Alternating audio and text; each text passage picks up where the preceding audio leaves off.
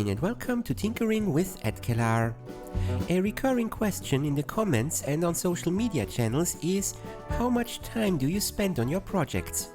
And besides the obvious answer, which is way too much, I can't really tell. Now, while I detest timekeeping, the question did prompt another eBay search and the result is here: a vintage time clock. Sadly, the exact model number and thus the age of it is lost over time, so if you happen to know it, please comment below. I did like the industrial look of it, and so here we are.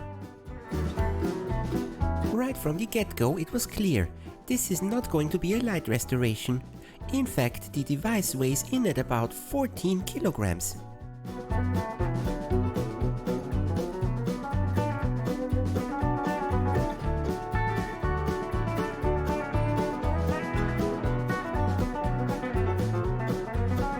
The outside of the case appeared to be a greenish color in the auction pictures. Up close now it looks more like dirt. Yes, I'm fairly sure that the outside has no bit of paint left that would be worth mentioning. It appears to be covered in accumulated grinding dust. Must have been located in a steel workshop.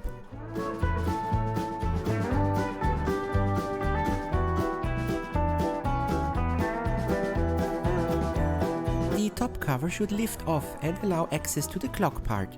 But due to manipulation-resisting design, there's a lock in there and the seller did not have the key. They sold it as not working, as is, for that exact reason.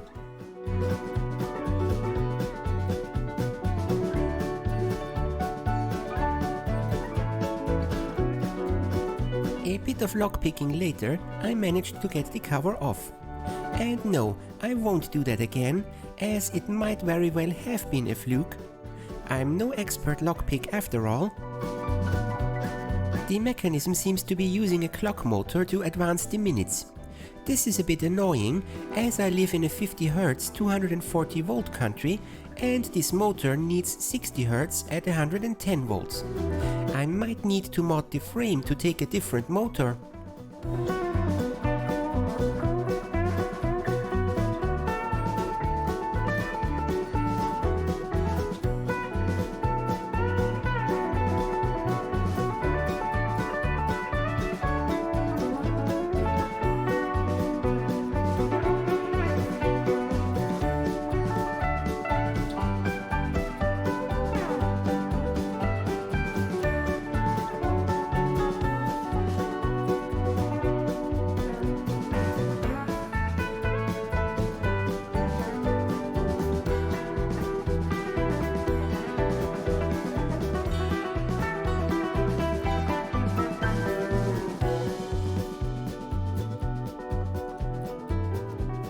The ink ribbon looks nasty. There are spots that look like mold on it and it seems to be rather brittle.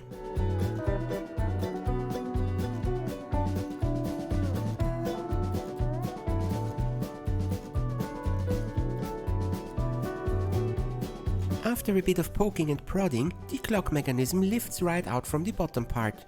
There is even a plug for the motor.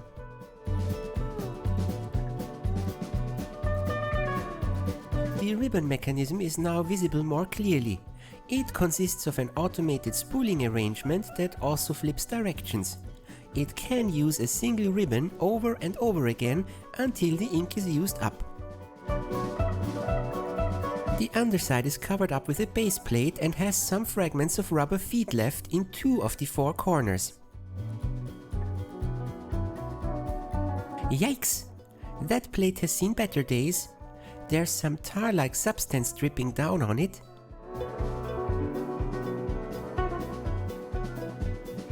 Looks like there are 2 capacitors mounted on the base plate and those have leaked.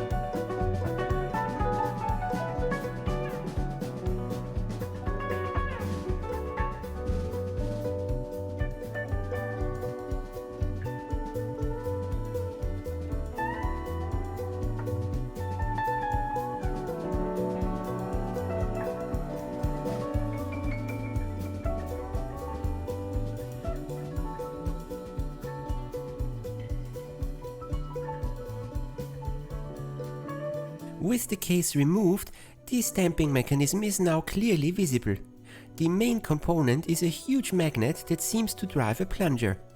It's not immediately clear to me how exactly it works, but I'm optimistic. Under all that gunk, there must be some moving components.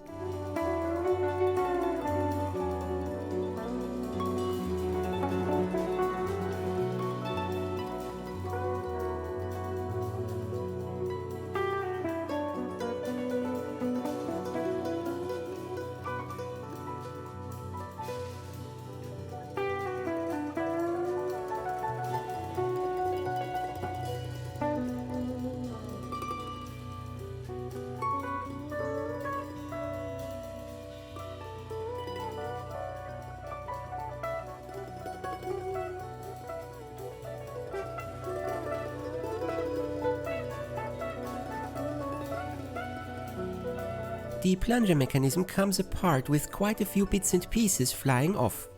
It seems to have had quite a long service life. I'm also sure that some of the parts are not supposed to be that loose.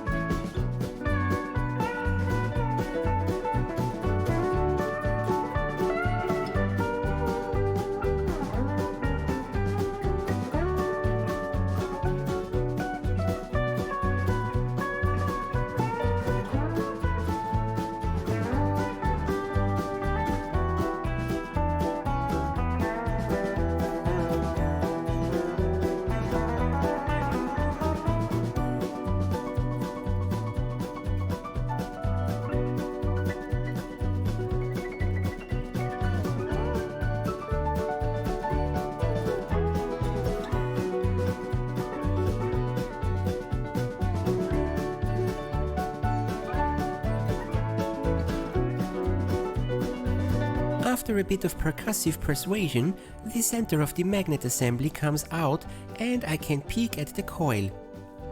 Crispy.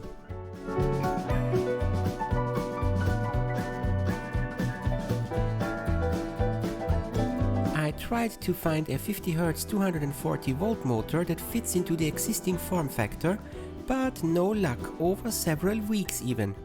The only one I could find was a more generic 1 RPM 50Hz motor, so I decided to order that and modify the mounting hardware.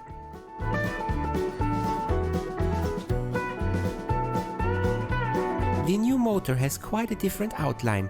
To make it fit, I needed to cut out a bit of the clock's frame. I pondered making the axle longer, and while that would have worked, the motor would then hit the lid of the case.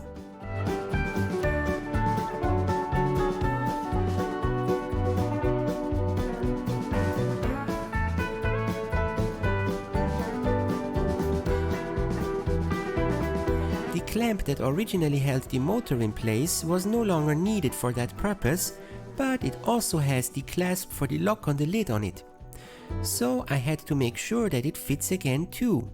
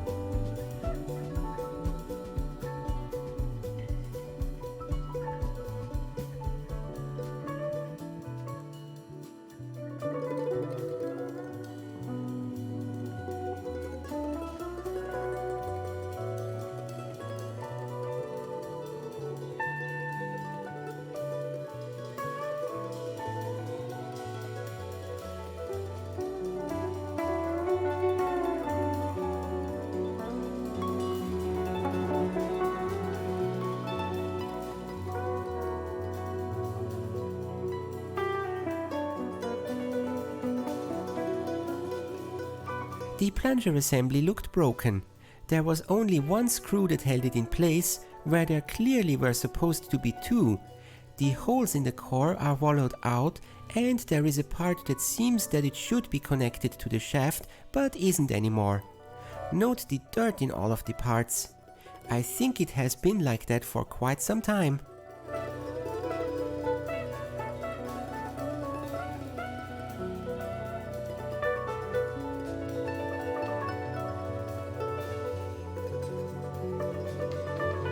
The new motor has a shaft with the wrong diameter. I decided to open up the gearbox and modify it so it would mate with the original cam.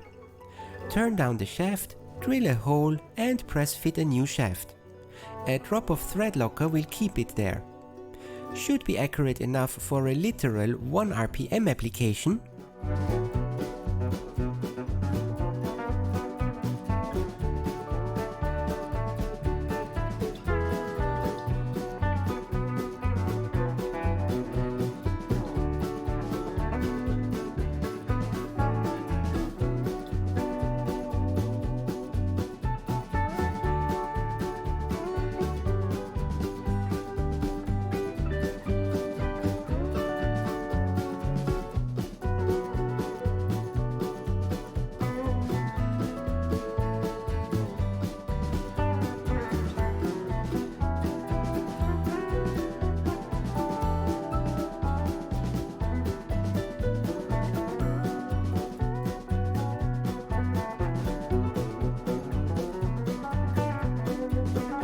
The motor needed some distance from the frame, making a set of spacers to size.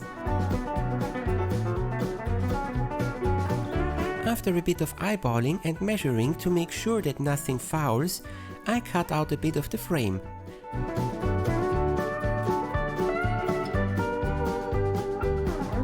The ribbon was a bit more of a challenge. It measures 48 mm across, and so it was probably classified as a 2-inch ribbon. The widest ink ribbon I can find on the internet is only 1.5 inch, and it has totally different spools. Bummer. A bit of research showed that a regular ribbon and ink pad refills could possibly be a solution. So after cleaning the spools and getting rid of the residual old ribbon, I wind up the new 50 mm ribbon. I make sure that the ends are connected to the hooks on the spool, as there would be quite a bit of tug when the direction switch engages.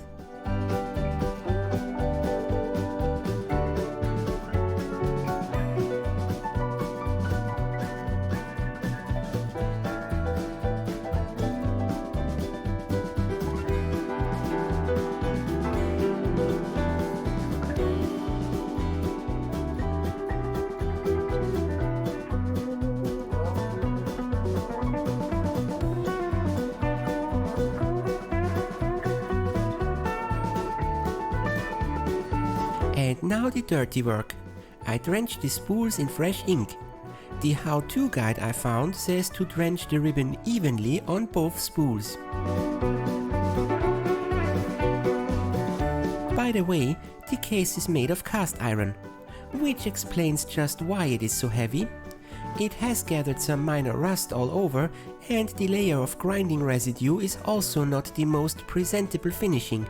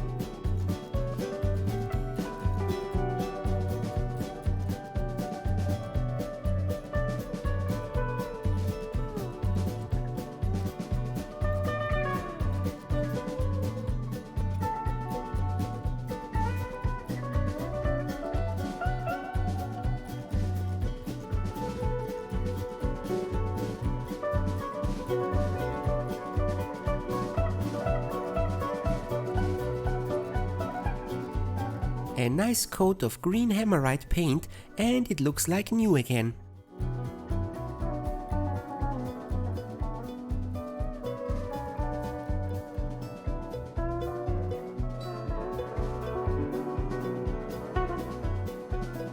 Lots of cleaning follows.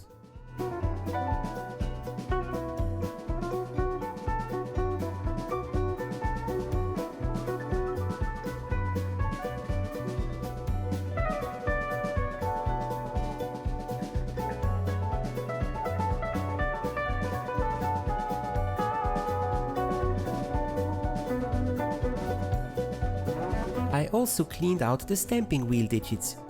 They accumulated quite a bit of ink and dirt residue. Both ultrasonic cleaner and scrubbing with a brush made no impression on that type of rubbery, oily residue, so I took a scribe and patience.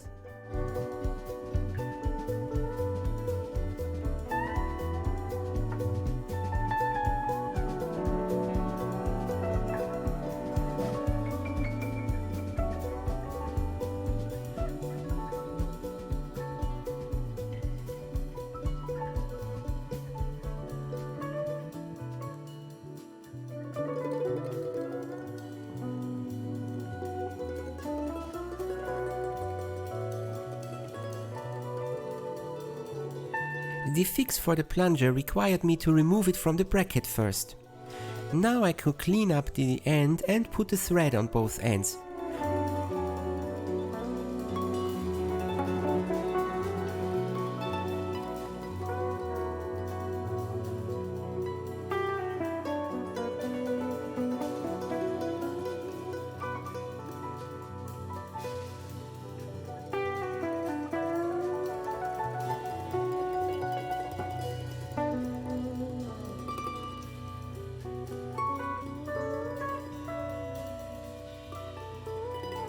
With the aid of some thread lock, I then connected the parts again. I also put in a rubber gasket to replace the worn out bumpers that came with it originally.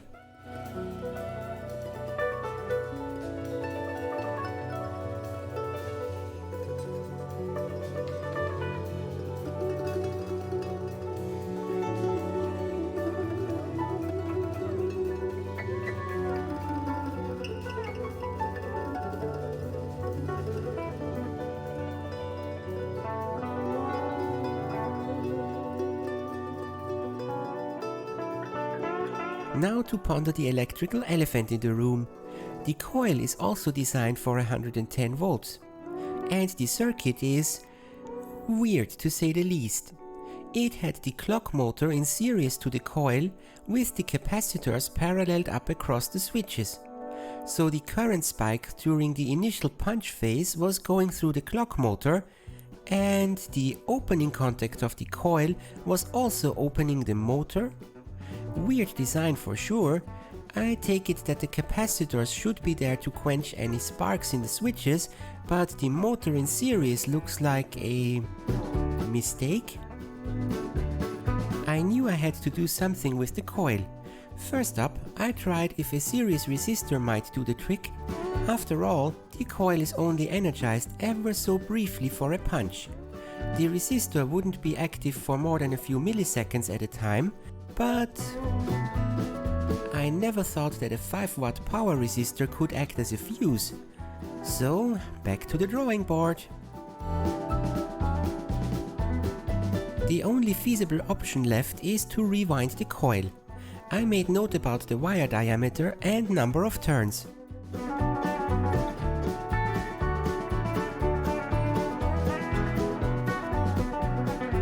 The core of the coil originally had caps on it, but they disintegrated. So I made new ones in OpenSCAD. I rewound the coil with about double the windings. And this is a good point to finish part 1. Tune into part 2 for the conclusion. The underside is covered up with a base plate and has some fragments of rubber feet left in the two of the four corners.